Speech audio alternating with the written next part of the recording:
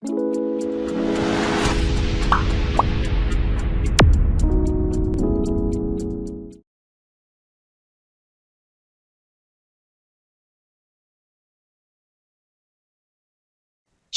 Welcome to the law classes. Start करते हैं। It's our first class and we will be starting with Indian contract act. The first unit is nature of contract as depicted before you, जैसा दिख रहा है आपको। चलिए, first of all I would like to ask a very important and sensitive question. What is law? A very important and sensitive question, because we are going to start the subject, which is business law. Before starting business law, what is law is very important. So I would like to definitely ask from your side what it is, if you don't mind. क्या आप बताएंगे मुझे? What you feel? Okay, a word coming from Manas is restriction. Anyone else? Very nice. Set of rules and regulations. Good. Anything else? Sorry? Controlling. Okay. Controlling. Very good.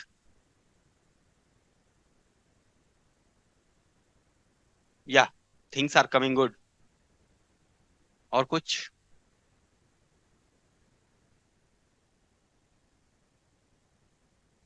Nothing. Okay. Let me tell you something. You know, हम लोग बहुत पुरानी civilisation है. We are the oldest civilization in the world.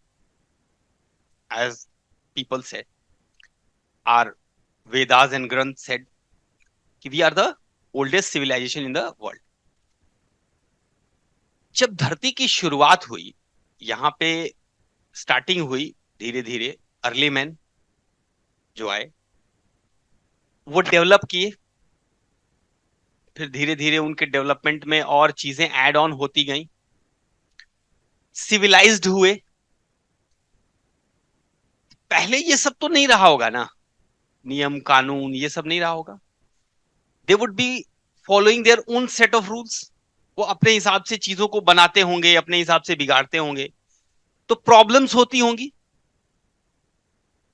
तो कहीं ना कहीं crimes भी होते होंगे,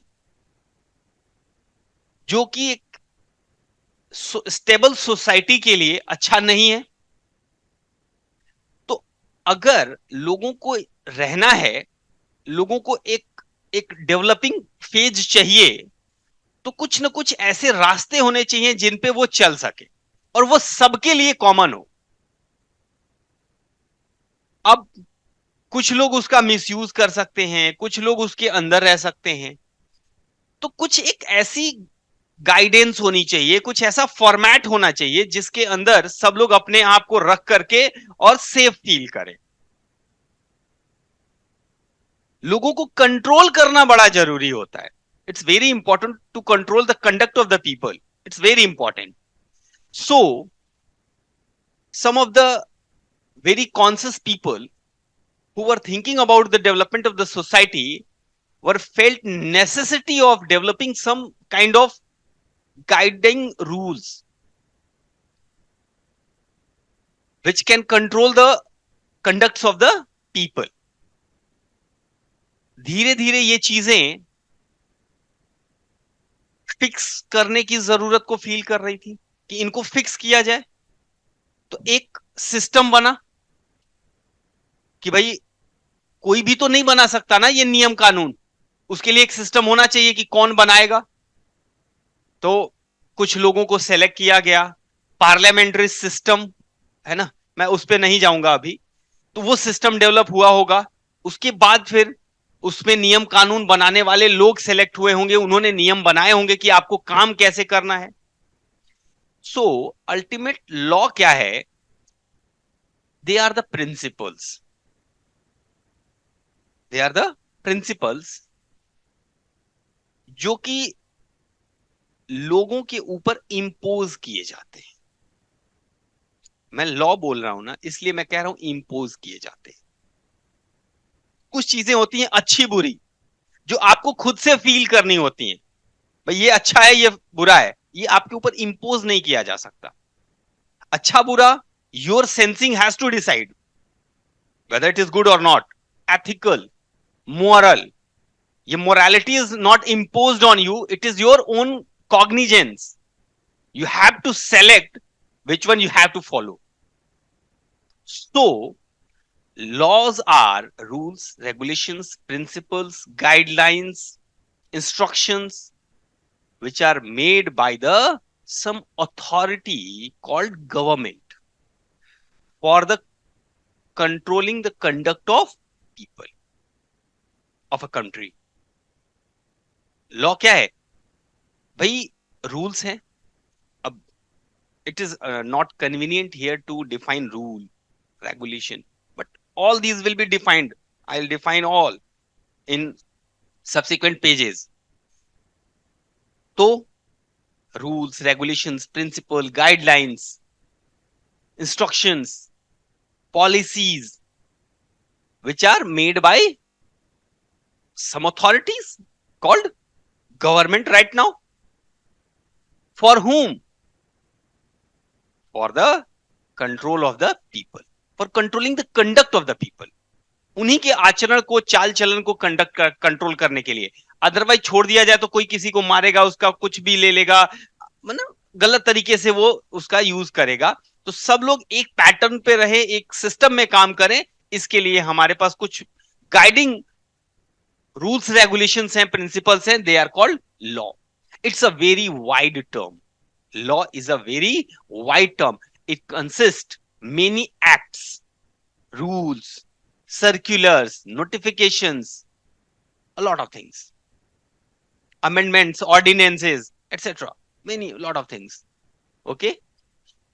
Do you got any idea about law? कुछ आइडिया आया दिमाग में? कुछ तो पता चला? Okay. Now, law means a set of rules. It may be defined as rules of, as I said, rules of conduct recognized and enforced by a state. What state means here? State means the government. यहां पे state का मतलब वो राज्य से नहीं है. It means state means government. To control and regulate the conduct of people, to protect their property. अगर हमने कंडक्ट को कंट्रोल कर लिया तो क्या होगा भाई? दूसरा जो आपको नुकसान पहुंचा रहा है अपने कंडक्ट से, तो उसको कंट्रोल कर लिया तो आपकी प्रॉपर्टी सेव है.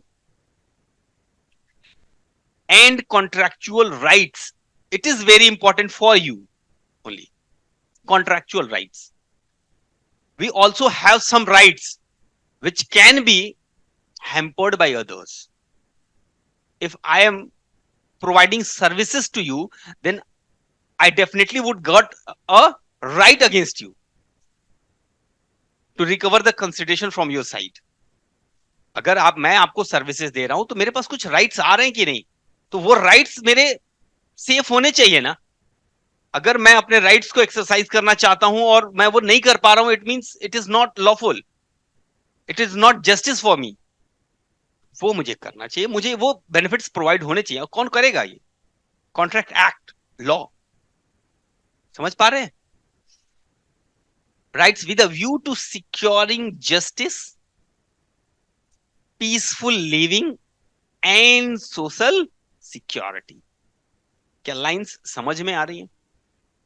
100%. Since the value system of society, value system समझ रहे हैं आप? Value means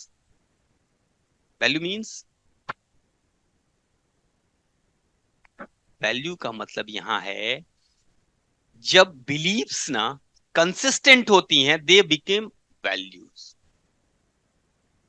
जैसे मुझे सच बोलना अच्छा लगता है और मेरा विश्वास है काफी समय से मैं सच बोलते आ रहा हूं या उस तरह से उसको फॉलो करते आ रहा हूं, तो मेरी वैल्यू एक ऑनेस्ट पर्सन या सच बोलने वाले के रूप में मेरी वैल्यू की जाएगी. Value is a belief system, consistent belief of someone. Got it? Value system of society keeps on changing. अच्छा, ये टाइम टू टाइम चेंज भी होता है. अभी पहले पता नहीं आपकी सोच क्या रही होगी, आने वाले 50 साल में पता नहीं क्या होगी. वैल्यू सिस्टम चेंज होता है ना, बिलीफ चेंज होती हैं. पहले जिस चीज में आप विश्वास रखते थे शायद अब नहीं रखते होंगे, तो आपकी वैल्यू सिस्टम चेंज हुई ना. Changing the law also keeps on changing. तो जैसे वैल्यू सिस्टम चेंज होता है, अकॉर्डिंगली आप जानते हैं कानून टाइम टू टाइम बदले जाते हैं.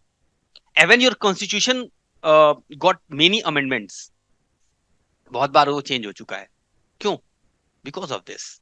Because gradually how the your society develops, your belief system changes, and according to that we need to change our law controlling system.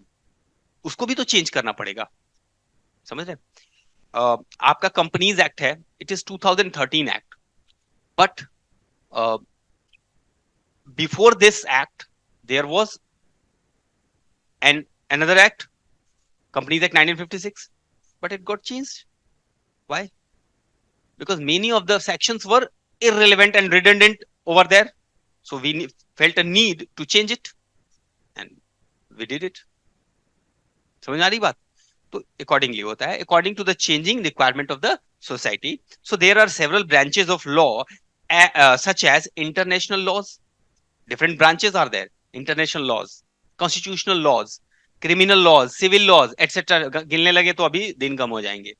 So every branch of law regulates and controls a particular field of activity. इसका बनाने का purpose ही होता है different activities को control करना. Cyber law है, किसको control करेगा? Cyber crime. क्यों? अभी ह्यूमन राइट्स लॉ है, ह्यूमन राइट्स को प्रोटेक्ट करेगा, life of human. Motor vehicle act, different activities को कंट्रोल करना ही पर्पस होता है, उसको रेगुलेट करना, गाइड करना, है ना. So one should know the law to which. अच्छा, it's a very important term. Ignorance, इसका इसका एक लैटिन जो प्रोवर्ब है, ignorantia juris non excusat. Very important. Ignorantia juris non excusat. What it means, मतलब क्या निकल रहा है इसका? इसका मतलब है, I am asking you a question. If you are standing on a red light and someone is coming from behind very fast, and for the sake of safety you just cross the line,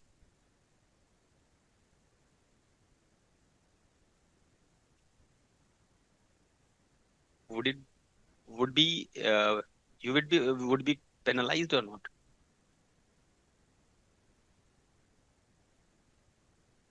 Manas, yes or no? Yes, yes, no, yes or no? No. Penalty लगेगी?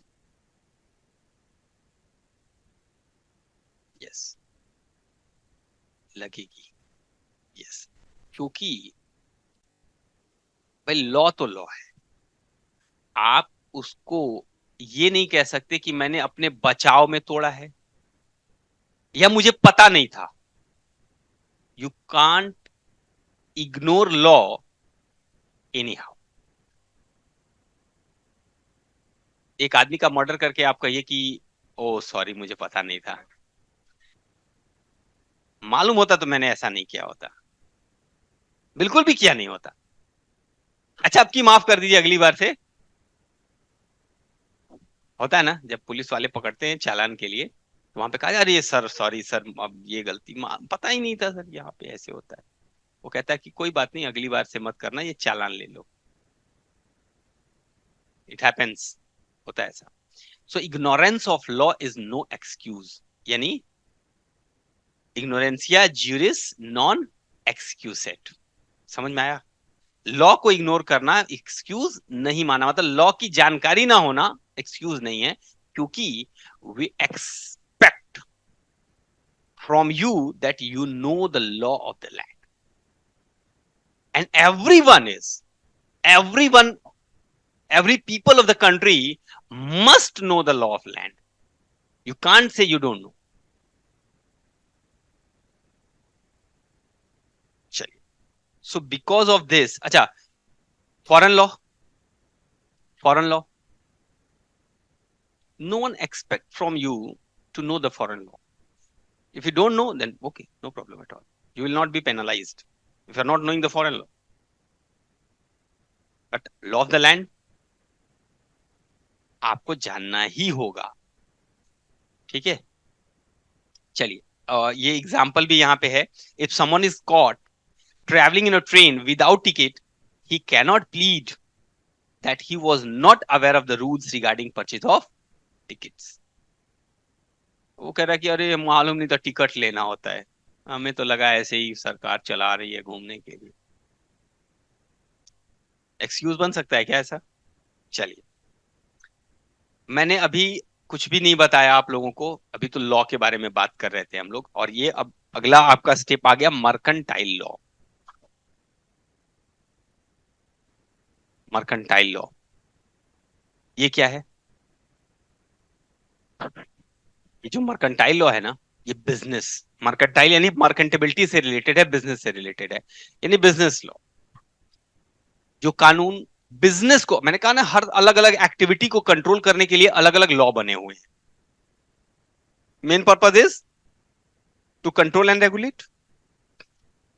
Business area को regulate करने के लिए भी एक law होगा, criminal area को, civil area, हर एरिया को कवर करने के लिए, इन्वायरमेंट को कंट्रोल करने के लिए इन्वायरमेंटल प्रोटेक्शन एक्ट बना हुआ है, हर तरह के अलग अलग लॉ है। तो यहां पर मर्केंटाइल लॉ क्या है? बिजनेस के लिए बना हुआ है। तो होता क्या है mercantile law? It is not a separate branch of law, basically it is part of the civil law. तो सिविल लॉ में ही कवर होगा ये, और बिजनेस एरिया को कवर करेगा, which deals with the rights and obligation of mercantile process out of mercantile transactions in respect of mercantile property.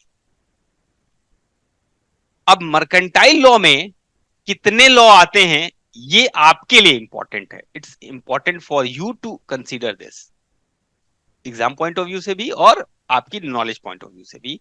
तो इसमें कॉन्ट्रैक्ट आ जाएगा, यानी contract act which we are starting, partnership act वो भी आएगा, कंपनीज एक्ट आएगा, negotiable instrument, insurance, carriage of goods, arbitration, ये सारे अभी भी और हैं अभी इस तरह के, ये सारे इस तरह के एक्ट्स जो होंगे आपके मर्केंटाइल लॉ के अंदर कवर होंगे।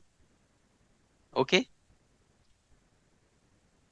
अब हम आपको आगे लेके चलते हैं, and we will be discussing about sources of mercantile law, यानी ये मर्केंटाइल लॉ आता कहां से है।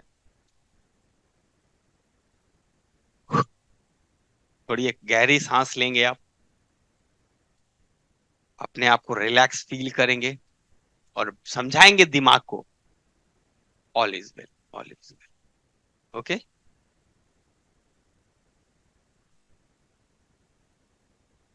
ठीक है, सब अच्छा चल रहा है, दिमाग रिस्पॉन्ड कर रहा है ना? Okay,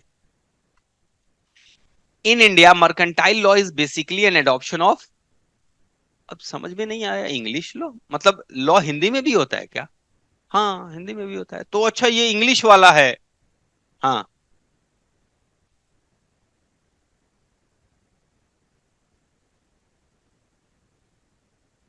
it's a worldwide truth that we were slave of English.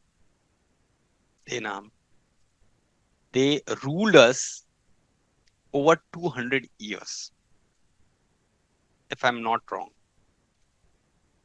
So made, they were made a foundation of law in India, basically.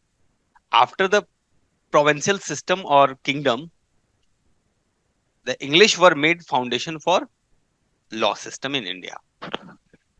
हम आज फॉलो कर रहे हैं वो राजाओं का सिस्टम नहीं है, वो अंग्रेजों का सिस्टम है। उन्होंने हमें कानून दिया, And it is very interesting to know that your act which you are reading right now is Indian Contract Act 1872, came into force on 1st September 1872, when English were ruling us. At that time that act came into effect. ये act तभी तो आया, 1872 में तो थे ना वो, तो 47 में गए हैं। तो कौन बनाया होगा ये कानून? व्हाट ऑब्वियस है, उन्हीं ने बनाया होगा, उन्हें ही तो बनाया होगा। अब अगर वो अंग्रेज भारत में हैं, आए कहां से थे? ब्रिटेन, इंग्लैंड से आए थे। तो डेफिनेटली उन्होंने अपने कानून के हिसाब से यहां बनाया होगा। इंडियन सिनेरियो को देखते हुए उन्होंने अपने ही हिसाब से इंडियन लॉ को बनाया है। तो English law was the main source of Indian act, मतलब मर्केंटाइल लॉ की अगर बात करें पर्टिकुलरली, तो इसका मेन सोर्स क्या था? English law. और इंग्लिश लॉ में एक होता है कॉमन लॉ। कॉमन लॉ वहां होता क्या है, वहां का सिस्टम मैं आपको बता रहा हूं कि इंग्लिश सिस्टम यह है कि वहां लॉ डेवलप कैसे हुआ, उनके पास थोड़ा कम होता है कंपैरेटिवली। आपको लगेगा कि सर ऐसा कैसे बोल रहे हैं, वो they were very civilised against us, वो बहुत अच्छे थे, ये था वो था, दिमाग वाले थे, ऐसा वैसा कुछ नहीं, ये बिल्कुल नहीं था उनके पास। हमारे यहाँ का जो सिस्टम था वो तो खत्म कर दिया गया। हमारे यहाँ जो ऋषि मुनि हुआ करते थे ना, वो सोच करके अपने सिस्टम को बनाते थे। उनकी फोरसाइटिंग थी, बहुत दूर तक देखते थे वो। अंग्रेज क्या करते थे, एक डिस्प्यूट हुआ, अब उस पे चर्चा करते थे, उससे निर्णय निकलता था, वो कानून बनता था। डिस्प्यूट होता था, डिसीजन, लॉ। डिस्प्यूट हुआ, डिसीजन, लॉ। इस तरह से करके उन्होंने कॉमन लॉ बनाया। समझ रहे आप? तो वहां उस कॉमन लॉ से इन्होंने लिया हुआ है इसको। Most of the part of this act were taken from the common law. So common law is also the source for this law. ठीक है।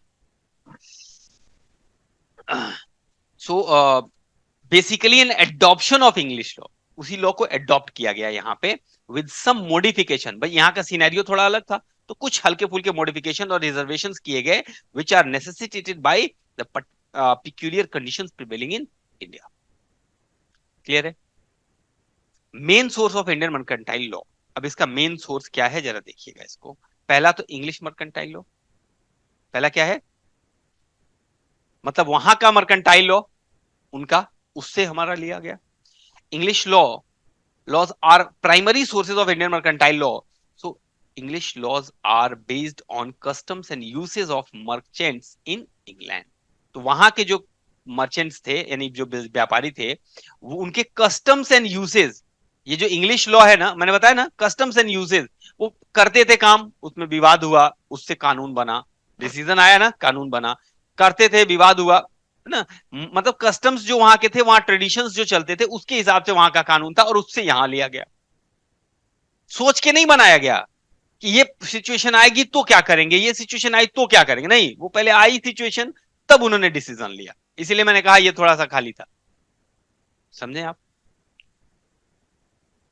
तो पहला सोर्स समझ में आ गया पक्का। सेकेंड सोर्स आप देखिए, इंडियन स्टैच्यूट लॉ।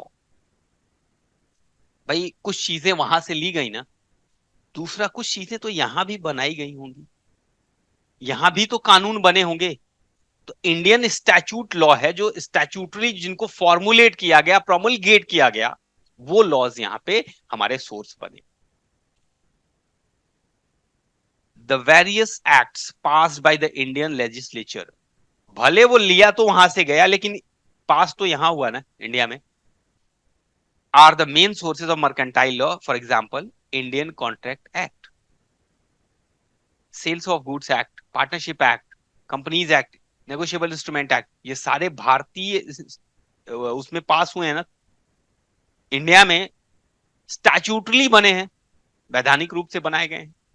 तो ये भी एक सोर्स हो गए एक्ट पास करके पार्लियामेंट में, है ना। कानून कहाँ बनता है?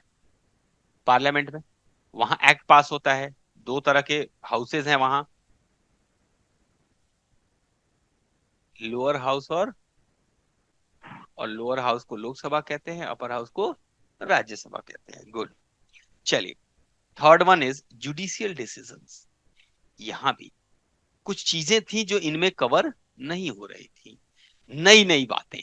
तो जो नई चीजें होती हैं कोर्ट्स में डिस्प्यूट के रूप में जाती हैं और उन पे डिसीजंस लिए जाते हैं, और उन डिसीजंस को भी फर्दर रेफरेंस के लिए सोर्स ऑफ लॉ मान लिया जाता है, अनटिल और unless they have converted into law into the parliament.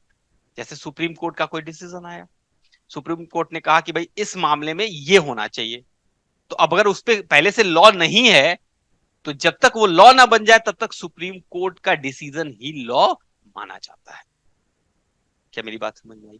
तो ये भी एक सोर्स बन गया। So the past judicial decisions of English court and Indian courts are also one of the sources of law. Wherever the law is silent on a point, जहां पे law में कुछ भी नहीं लिखा है तो क्या होगा? द जज has to decide the case according to the principle of equity, justice and good conscience. ठीक है। And the past judicial decisions are followed by the courts while deciding similar cases before। तो जब उसी तरह के cases आएंगे तो उसी डिसीजन को फॉलो करेंगे कि भाई कोर्ट ने ये कहा था उस मामले में, तो यहां भी वही नियम अप्लाई कर दिया जाए। केस लॉ बन गया। बोलिए, क्या मैं लास्ट पॉइंट पे आऊं? Last one is customs and uses. अभी देखिए, पहला क्या बताया मैंने? इंग्लिश लॉ सोर्स है हमारा। दूसरा, इंडियन कॉन्स्टिट्यूशन में जो हमारे स्टैच्यूट बना, स्टैच्यूटरी इंडियन स्टैच्यूट के द्वारा। तीसरा क्या हुआ? जुडिशियल डिसीजंस जो आए। और चौथा है कस्टम्स एंड यूसेज। अब होता क्या है कि जैसे मैंने कहा ना कि वहां इंग्लिश वाले भी जो वहां की ट्रेडिशन थी, जिस पैटर्न पे काम करते थे, वो धीरे धीरे लॉ बन गया। उसी तरह से इंडिया में भी अभी क्या है, you know, bill of exchange. Have you heard this term? Okay. Have you heard हुंडी? हुंडी, what?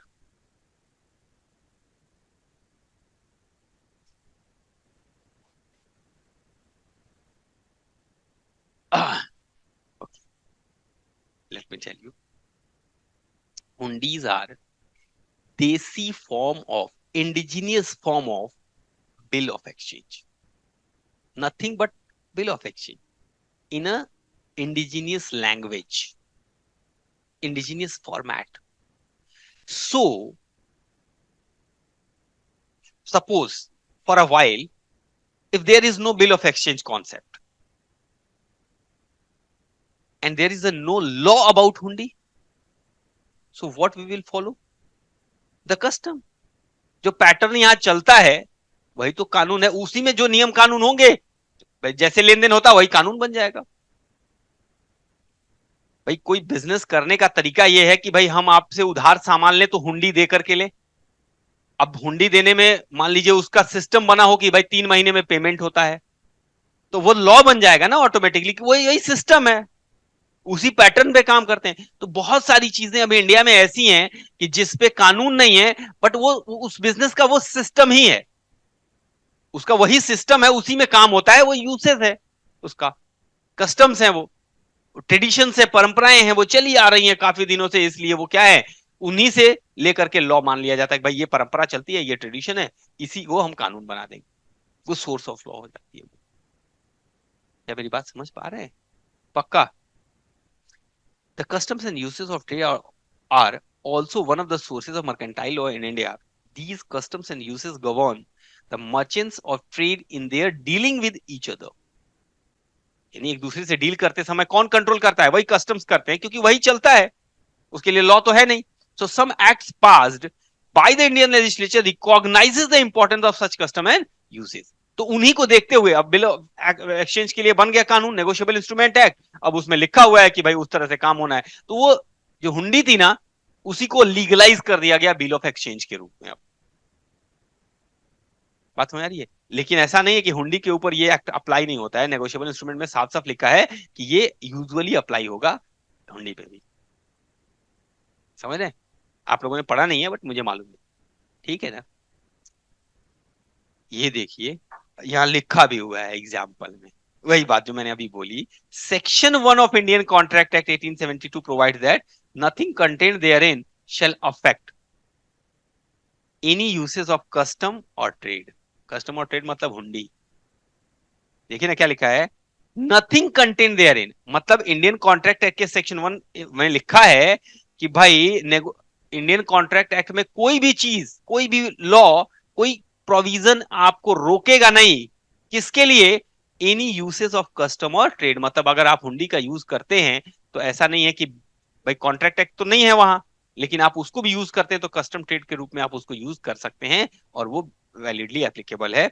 Similarly, Section 1 of Negotiable Instrument Act provides nothing contained therein shall affect any local uses related to an instrument in an original language। मतलब देसी language, हुंडी की बात कर रहा है। तो नेगोशिएबल इंस्ट्रूमेंट भी नहीं रोकता है उसको। क्या मेरी बात आपके दिमाग के उस हिस्से तक पहुंच रही है जो हम लोगों का मिल रहा है? पक्का ना? आइए अब राइट्स एंड लाइबिलिटीज की बात करें। Law revolves around rights and liabilities.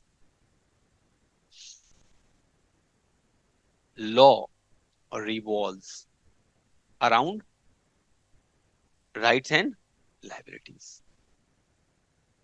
बताइए, मैंने ये कहा थोड़ी देर पहले कि भाई अगर कोई कानून है, सपोज, या कोई एक्टिविटी है, वो एक्टिविटी परफॉर्म क्यों की जाती है?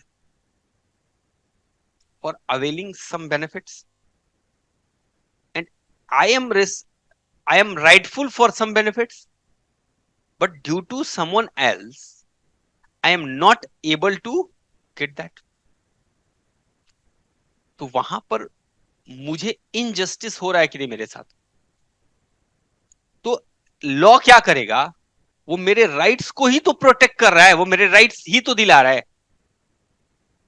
And everywhere law is just against rights and liabilities.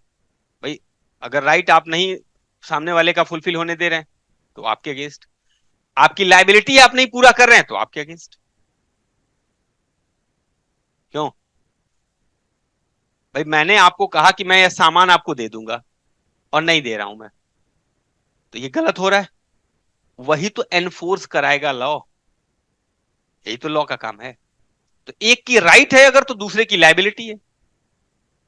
तो अगर अपनी अपनी राइट्स लाइबिलिटी को सब लोग फुलफिल करें तो बात खत्म हो गई, तब तो लॉ की जरूरत ही नहीं है। बट जो नहीं करता है तो वहां पे लॉ कराता है, यही बात है। तो law revolves around rights and liabilities. तो राइट्स के बारे में जानना जरूरी है कि कितने तरह के राइट्स होते हैं। तो सबसे पहला, तीन तरह के राइट्स यहां पे दिए गए हैं। पहला ह्यूमन राइट, दूसरा कॉन्स्टिट्यूशनल राइट और तीसरा कॉन्ट्रेक्चुअल राइट्स। ये तीन तरह के राइट्स जो हैं आपको जानने बहुत इंपॉर्टेंट है। तो सबसे पहले ह्यूमन राइट्स। ह्यूमन राइट का मतलब क्या? हम इंसान हैं। हम कौन है? इंसान है। वो गाना याद आ रहा है, हिंदू बनेगा न मुसलमान बनेगा, इंसान की औलाद है इंसान बने, है ना? Being a human we have some rights. इंसान होने की वजह से आपको कुछ स्पेशल राइट्स मिले हैं। सर किसके अगेंस्ट? क्या जानवर होने की वजह से जानवर का राइट नहीं मिलता है क्या? नहीं मिलता। मिलता तो कटते क्यों? इंसान को कटते देखा है? जानवर को? मैं डिफरेंशिएट कर रहा हूं। Why human rights? आप ह्यूमन हैं इसलिए ये राइट है, अगर नहीं होंगे तो वो राइट्स नहीं मिलेंगे। और वो राइट्स क्या हैं? Right to life. Right to life is the human right. Right to freedom. There are certain fundamental rights. I think all of you have gone through the civics and article 12 to 35, article 14 to 35 fundamental rights। नहीं पढ़ा होगा I think कहीं ना कहीं civics वगैरह में। हाँ हाँ हाँ। हमारा आर्टिकल 14 से लेकर के 35 तक फंडामेंटल राइट्स है। उसमें some of the rights are also the human rights.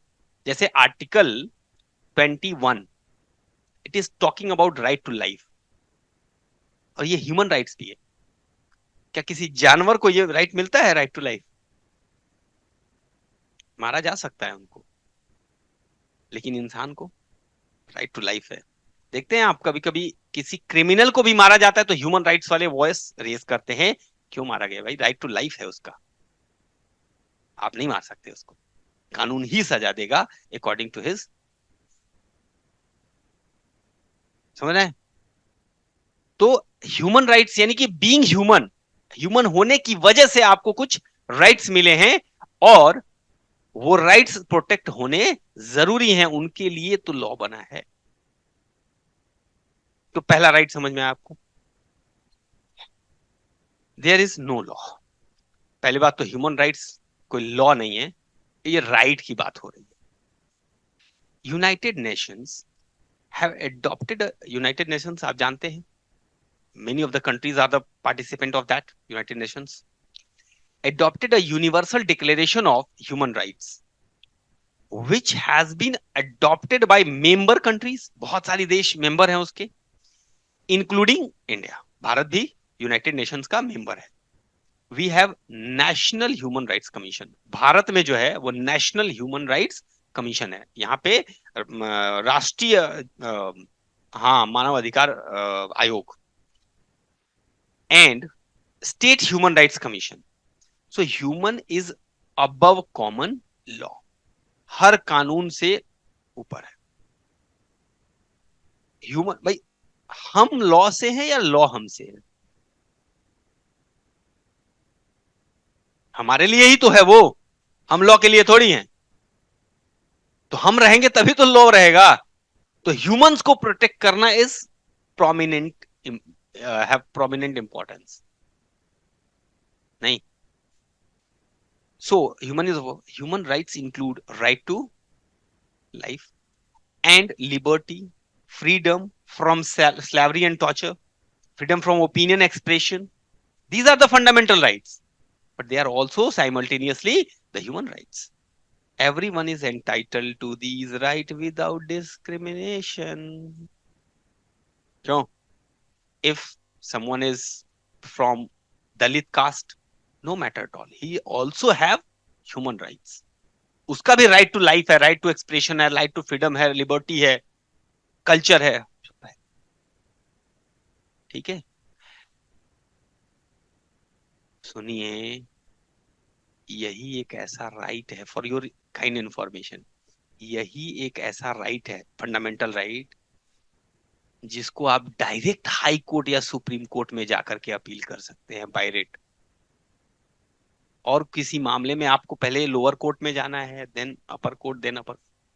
ये ऐसे मामले हैं, अगर आपका ह्यूमन राइट या आपका फंडामेंटल राइट हैम्पर हो रहा है, you have right to just directly go to the supreme court और हाई कोर्ट। आप सीधे जा सकते हैं। समझ रहे हैं how much it is important? You can imagine. Okay, पहला अधिकार अच्छा लगा, फील गुड हुआ।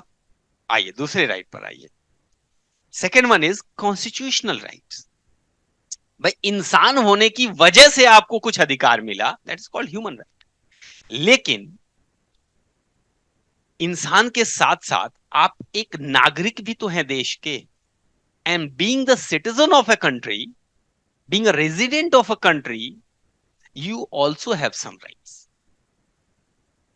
अपार्ट फ्रॉम दिस, वो तो है ही है, उसके अलावा आपको राइट्स है, and that is provided by the constitution of India, and they are called constitutional rights. ठीक है, वोट देने का अधिकार क्या है? ये ह्यूमन राइट है आपका, ये कॉन्स्टिट्यूशन ने दिया है ना आपको अधिकार, ये कॉन्स्टिट्यूशनल राइट है। समझ पा रहे हैं? आपके संविधान ने आपको अधिकार दिया है। So this is available to all citizens, सबके लिए है, नागरिकों के लिए है। As per constitution basic rights are called fundamental rights, and if government और government organisation violates any right, अगर कोई सरकार भी, अच्छा फंडामेंटल राइट्स की बात करें, अगर गवर्नमेंट भी हैम्पर कर रही है आपके फंडामेंटल राइट को, उसके अगेंस्ट भी आप जा सकते हैं कोर्ट में। समझ आप? So remedy is available to citizens by making writ petition to the high court और सुप्रीम कोर्ट, डायरेक्टली जा सकते हैं only in case of violation of fundamental rights. ठीक है,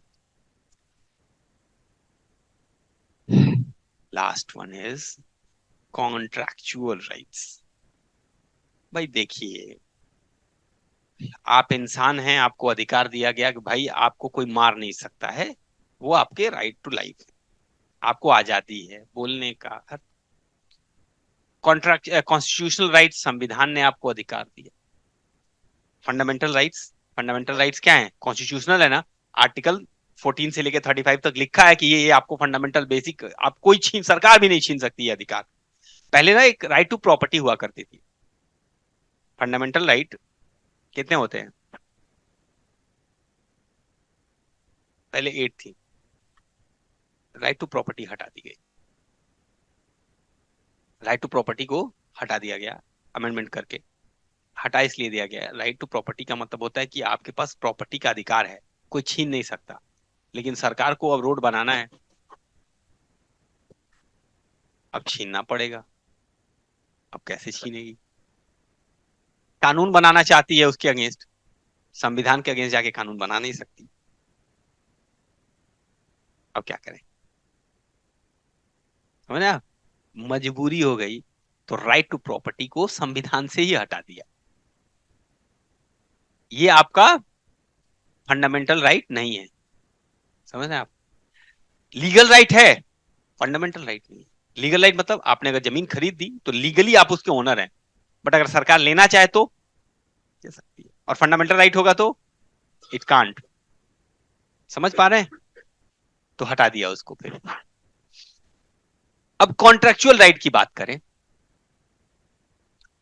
हम और आप अंडर कॉन्स्टिट्यूशन, ह्यूमन राइट्स तो भाई कानून से भी ऊपर है, वो तो उसको ऐसे ना हाथ जोड़ के आप कर लेंगे।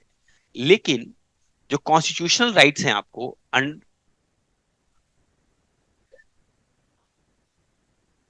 सो कोल्ड इट वॉज, अच्छा, नाइस एक्सप्रेशन।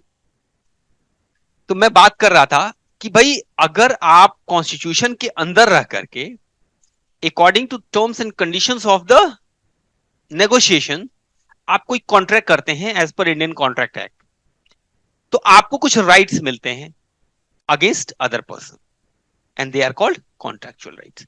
ये क्या होते हैं? ये प्रपोज्ड राइट्स होते हैं। ये आप राइट क्रिएट करते हैं एक दूसरे के साथ मिल करके। ये कानून ने नहीं दिया आपको, कॉन्स्टिट्यूशन ने नहीं दिया, आप क्रिएट करते हैं, दूसरे से मिल के क्रिएट करते हैं। नहीं, जैसे मैंने आपने कहा कि सर मुझे पढ़ा दीजिए, मैंने कहा ठीक है हम पढ़ा देंगे, हम अपनी इतनी फीस लेंगे। आपने कहा ठीक है सर, हमको पढ़ा दीजिए। हमने अब आपने मुझसे पढ़ने का अधिकार मेरे से लिया, और मैंने आपसे फीस लेने का अधिकार आपसे लिया, and both are having liability for each other also. So this kind of rights are contractual rights which are evolved from a contract negotiation. समझ में आया? So these are rights and obligations created voluntarily between parties by making contracts, by proposal and acceptance, offer acceptance के द्वारा। क्या तीनों rights समझ में आए? पक्का पक्का? कोई डाउट हो तो मुझसे बोलिए ना प्लीज, कुछ भी मन में आ रहा हो, एनीथिंग एल्स, इसके अलावा भी कुछ भी। चलें तब आगे बढ़े। Before enactment of Indian contract act 1872, इस एक्ट के आने से पहले, यानी ये 72 ईयर देख रहे हैं आप, ईयर 72, इसके भी पहले क्या रहा होगा? सर बहुत पुरानी बात है, नहीं मालूम, हम लोग तो अभी अभी नए नए आए हैं दुनिया में, हैं? I, the court in India use to apply English common laws. Common laws सुना पहले मेरे से कभी? अभी सुना है थोड़ी देर पहले। As suited to Indian conditions, customs and usages, so some difficulties were noticed in using English common laws। तो वो वाले वहां वाले कस्टम वाले लॉज ले आकर के यहां लगा रहे थे, वो प्रॉब्लम आएगी ना, सिनेरियो अलग है ना दोनों का। So accordingly later the courts started deciding cases based on Hindu personal laws, यानी कि हमारे यहाँ जो हिंदू लॉ है उसके हिसाब से केस डिसाइड होना शुरू हो गया, यानी धार्मिक आधार पर। अब but the same were still not found fit to address the business complexities। तो कहाँ हिंदू लॉ, कहाँ बिजनेस ट्रांजेक्शंस, कैसे डील होगा वो? तो accordingly separate Indian contract act 1872 was enacted। It's no other way to say it was in the regime of English। उन्हीं के समय में हुआ ये। तो this act is based on English, base तो वही था, कॉमन लॉ हटा दिया गया, अब वहां से उसी से लेकर के यहाँ के हिसाब से कानून बना दिया गया। And which is to the large extent made up of judicial precedents, यानी कि पहले जो जुडिशियल डिसीजंस आए थे, निर्णय जो निकले थे, उनको शामिल करके बनाया गया। ये आपको याद करना है, it is worthwhile to remember. Okay, जब कॉन्ट्रैक्ट एक्ट हमारा बना ना 1872 में, आप सरप्राइज होंगे, इसमें इंडियन कॉन्ट्रैक्ट एक्ट भी था, इसमें सेल ऑफ गुड्स एक्ट भी था, इसी में पार्टनरशिप एक्ट भी था, तीनों एक्ट एक ही में था। It was a bunch of sections which constituted by these three different topics, सब एक ही में मिला के बनाया गया, and it became very, you can say अगली, भद्दा हो गया बहुत ही। सो इसको सेपरेट करने की नीड फील हुई और उसको धीरे धीरे अलग किया गया। 1930 में सेल ऑफ गुड्स एक्ट को अलग कर दिया गया कॉन्ट्रैक्ट एक्ट से, एंड 1932 में 2 साल बाद पार्टनरशिप भी अलग हो गया। Still it was in the rule of English, because we got our constitution in 50 में मिला ना हमको, तो हम लोग 50 में ना गणतंत्र हुए, रिपब्लिक बने, हमें अपना कानून बनाने को मिला। इवन हम लोग तो आजादी हुए 47 में। खैर, तो ये देखिए, अब इसको 4 पार्ट में तोड़ा गया है पूरे इंडियन कॉन्ट्रैक्ट एक्ट को। General principle of law of contract जो आपको पढ़ना है, जो आपको पढ़ना है सेक्शन 1 से लेके 75 तक, ये आपके लिए है। ओहो, हिप हिप हुर्रे, ये 75 सेक्शंस आपको पढ़ने हैं। ओके, हाँ। इसके बाद contract relating to sale of goods, ये कॉन्ट्रैक्ट एक्ट वाला है, सुनिएगा, स्टार्टिंग वाला है, जो स्टार्ट होता था 76 से 123 तक। कौन सा? पुराना वाला, अब नहीं है ये, समझ पा रहे हैं आप? अब दूसरा आ गया, नया एक्ट आ गया 1932 का, 1930 का। तो ये स्टार्ट होता था 76 से 123 तक। उसके बाद आते थे कुछ स्पेशल काइंड ऑफ कॉन्ट्रैक्ट जो आपको नहीं पढ़ने, ये भी कॉन्ट्रैक्ट एक्ट हैं, आपको नहीं पढ़ने, नहीं पढ़ने। ये स्टार्ट होते थे कहां से? 123 खत्म, 124 से स्टार्ट होते थे, कहां तक जाते थे? 238 तक, जो आप नेक्स्ट स्टेज पे पढ़ेंगे, इंटरमीडिएट लेवल पे। ठीक है, And the last one is contracts relating to partnership starting from section 239 and goes to section 266. ये भी हट गया. तो ये दो पार्ट हट गए. कहां से कहां तक? 76 से 123 तक और 239 से 266 तक. ये दोनों हटा करके अलग कानून बन गए. और ये 1 to 75 और 124 to 238 ये अभी भी एग्जिस्ट करते हैं, जो अलग अलग लेवल पे आपको पढ़ने हैं. Any problem? याद हो गया? Indian contract act general principles basics 1 to 75. 176 से क्या स्टार्ट होता था? Sale of goods act. कहां तक? 123 तक. फिर 123 के बाद 124 से स्टार्ट होता है क्या? क्या? स्पेशल कॉन्ट्रैक्ट्स, जिसमें इंडेमनिटी, गारंटी, बेलमेंट, प्लेज और एजेंसी, ये 5 तरह के स्पेशल कॉन्ट्रैक्ट्स कवर होते हैं. गारंटी, इंडेमनिटी, बेलमेंट, प्लेज और एजेंसी, ये 5 तरह के स्पेशल कॉन्ट्रैक्ट कवर होते हैं जो आपको फिलहाल नहीं पढ़ने. क्लियर? एंड 239 से स्टार्ट होता था और 266 तक जाता था क्या? पार्टनरशिप, जो कि अब खत्म है. क्लैरिटी आ गई? So the sections are repealed from Indian Contract Act. Repealed समझते हैं? ये हट गया. दोनों ये यहां से लेके यहां तक, जो ये स्टार वाले हैं ना, डबल स्टार वाले, ये दोनों हट गए. And 2 new acts were enacted for the same. They are कौन कौन से? The Sale of Goods Act 1930, Indian Partnership Act 1932. And as I said, Indian contract act effect में कब आया था? 1 सितंबर 1872 को ये इफेक्ट में आया था. मतलब इस डेट से लागू हुआ था भारत में, और पूरे भारत में लागू होता था, जम्मू कश्मीर को लेके. So good general knowledge. If you don't mind, may I ask from which date?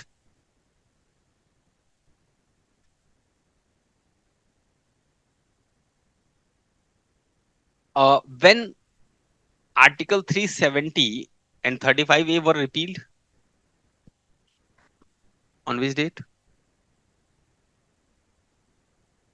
Very tough. Very tough.